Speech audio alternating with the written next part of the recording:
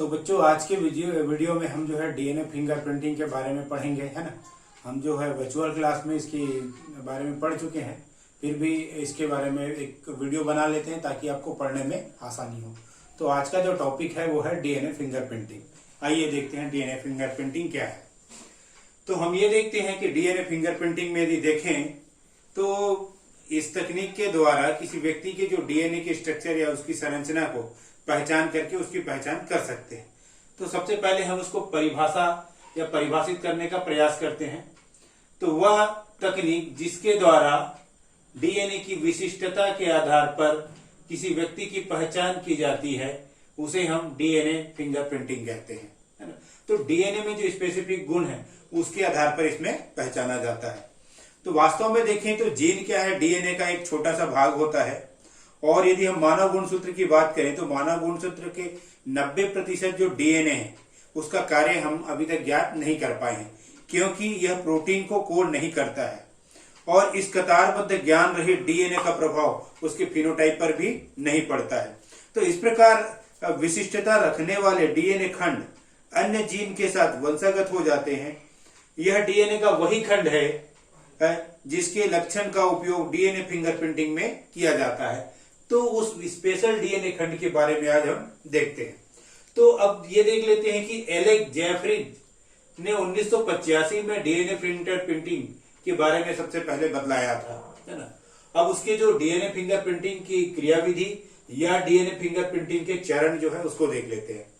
तो जो सबसे पहला पॉइंट है वो है डीएनए खंडों को प्राप्त करना। तो ये एक बहुत महत्वपूर्ण विधि है, इसमें टेक्निकल चीजों को ध्यान में रखना पड़ता है ना। तो फिर भी हम समझने का प्रयास करते हैं। तो इसके लिए हम सबसे पहले क्या कर सकते हैं, किसी सोमैटिक सेल, ब्लड सेल या स्पर्म सेल या बॉडी के अन्य सेल से डीएनए खंड को प्राप्त करते हैं। जैसे कि आप इस डायग्राम में देख रहे हैं, यहाँ पर एक सेल लिया गया है, उस सेल से क्या कर रहे हैं, हम एक डीएनए खंड को प्राप्त कर रहे हैं। तो इस खंड को प्राप्त करने के लिए उच्च गति वाले रेफ्रिजरेटेड सेंट्रीफ्यूज की सहायता से इस डीएनए को अलग किया जाता है इस कोशिका से। बायोटेक्नोलॉजी की क्लास में हम चर्चा कर चुके हैं कि किसी कोशिका से डीएनए को कैसे अलग करें, है ना। तो ये और इसकी एक से अधिक प्रतियां तैयार करने के लिए हम क्या करते हैं, पीसीआर तकनीक का भी प्रयोग करते हैं, जिससे डीएनए की बहुत सारी प्रति तैयार हो जाती है। फिर अगला जो बिंदु है, सेकेंड है डीएनए को काटना। तो ये जो डीएनए खंड प्राप्त हुए हैं इसको काटने के लिए हम क्या करते हैं, रिस्ट्रिक्शन एंडोन्यूक्लियस एंजाइम का उपयोग किया जाता है। इस एंजाइम की विशेषता यही है कि यह डीएनए को स्पेसिफिक बेस सीक्वेंस में काटती है, अर्थात निर्धारित क्रम में काटती है। यदि आपको यहाँ पे डायग्राम दिखाई दे रहा होगा तो GAATTC है, तो ये जो व्हाइट वाली लाइन है इस लाइन में इसको काटती है। इसको हम लोग एक और डायग्राम की सहायता से देख सकते हैं। ये देखिए, इसमें आपको यदि दिखाई दे रहा है तो ये जो है रिस्ट्रिक्शन एंडोन्यूक्लियस जो काटता है, तो यहां से इसको क्या करता है, एक निर्धारित सीक्वेंस में देखिए काट करके अलग कर दिया। यहां पर भी हम देखेंगे तो ये क्या है, एक निर्धारित सीक्वेंस में काटता है। यही इस एंजाइम की विशेषता है ना। चलिए आगे बढ़ते हैं। तो अब हमने क्या किया, डीएनए को छोटे छोटे खंडों में रिस्ट्रिक्शन एंडोन्यूक्लियस एंजाइम की सहायता से काट लिया। तो अगला जो तीसरा बिंदु है वो है जेल इलेक्ट्रोफोरेसिस। क्या है, जेल इलेक्ट्रोफोरेसिस।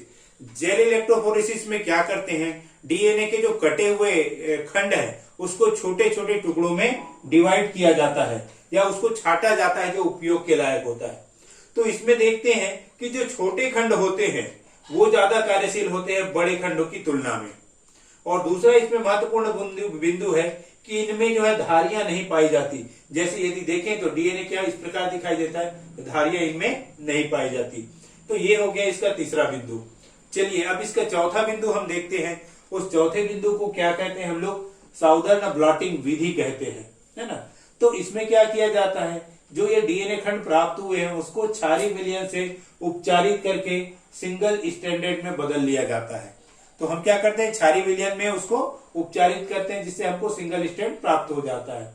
फिर अगला बिंदु क्या है, इसको नाइट्रोसेलुलोज जो पेपर पर है ना क्या कर देते हैं, स्थानांतरित कर देते हैं और लगभग 12 घंटे उसमें रख देते हैं ताकि वो सेपरेट हो जाता है। तो नाइट्रोसेलुलोज पेपर में इस एकल स्ट्रैंड डीएनए को रखा जाता है। फिर अगला बिंदु है, इसकी संरचना को जानने के लिए क्या करते हैं हम लोग, जो एक्सरे है उस एक्सरे को जो नाइट्रोसेल्यूलोज पेपर के ऊपर रख देते हैं, ताकि जो एक्सरे है उस डीएनए खंड को क्या कर देता है, कॉपी करता है या एक्सरे करता है। फिर रेडियोग्राफ तैयार करने से पहले इसमें रेडियो एक्टिव डीएनए खंड, प्रोब्स और मार्कर मिलाया जाता है। ये महत्वपूर्ण है। यही प्रोब्स और जो मार्कर है वो क्या करता है, उन विशिष्ट डीएनए खंडों को पहचानता है। यदि हम ये कहें तो प्रोब्स क्या है, विशिष्ट न्यूक्लियोटाइड रचना है, अर्थात वो उस स्पेसिफिक जो डीएनए खंड है उसको पहचानता है और उसको कोडित करता है। तो इस प्रकार देखते हैं प्रोब्स पर काले धब्बे बन जाते हैं और उसका अध्ययन किया जाता है ना। तो यदि आप डायग्राम देख रहे हैं तो सबसे पहले एक कोशिका लिए, कोई भी कोशिका हो सकती है, उस कोशिका से हम डीएनए खंड को निकालें। इस डीएनए खंड को निकालने के बाद इसमें रिस्ट्रिक्शन एंडोन्यूक्लियोज एंजाइम डालते हैं और रिस्ट्रिक्शन एंडोन्यूक्लियोज एंजाइम डालने के पश्चात हम क्या करते हैं, जेल इलेक्ट्रोफोरेसिस द्वारा इसको छोटा छोटा खंडों में विभाजित किया जाता है। फिर इसको क्या करते हैं हम लोग, जो नाइट्रोसेल्यूलोज पेपर पर स्थानांतरित कर देते हैं और उसके बाद क्या करते हैं, प्रोब्स डाल देते हैं। तो ये जो प्रोब्स है, या इस चित्र में आप देखेंगे है ना, जो नाइलॉन शीट है उस पर एक्सरे को ऊपर से रखा गया है, तो वो डीएनए को क्या कर रहा है, एक्सरे कर रहा है। और लास्ट में जो हमको प्राप्त होता है, प्रोब्स पर जो काले धब्बे दिखाई देते हैं वही डीएनए फिंगरप्रिंट्स है। तो यहाँ पर आपको ये जो नीले कलर में और हल्के पिंक कलर में और येलो कलर में 3 अलग अलग लाइन का स्पॉट दिखाई दे रहा है, तो यही डीएनए फिंगरप्रिंट्स का स्पॉट है। चलिए, परीक्षा में इसके साथ इसका एक और पूछा जाता है कि इसका क्या उपयोग क्या है। आज के समय में हम देखते हैं कि जो डीएनए फिंगरप्रिंट है इसका महत्वपूर्ण उपयोग है। तो यदि हम देखें, पहला है फॉरेंसिक लैब में, तो जो अपराध शाखा है उसमें इसका ज्यादातर प्रयोग हो रहा है। यदि दूसरा महत्वपूर्ण बिंदु देखें तो संदिग्ध संतान है या संदिग्ध माता पिता, किसी पालक के यदि कोई बच्चे हैं, वो दावा करते हैं कि ये मेरे बच्चे नहीं है या मेरे बच्चे हैं, तो उसको क्लियरिफाई करने के लिए हम लोग ये जो डीएनए फिंगरप्रिंट है इस विधि का भी प्रयोग कर सकते हैं।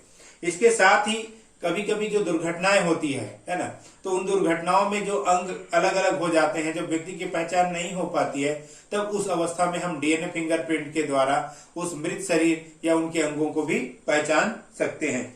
इसके अलावा हम लोग और देखते हैं, जो डीएनए फिंगरप्रिंटिंग है उसका मानव जीनोम के अनुवांशिक लक्षणों को अध्ययन करने के लिए या नक्शे तैयार करने के लिए भी प्रयोग किया जा सकता है। तो आज के वर्तमान स्थिति के हिसाब से ये जो डीएनए फिंगरप्रिंटिंग बहुत महत्वपूर्ण है।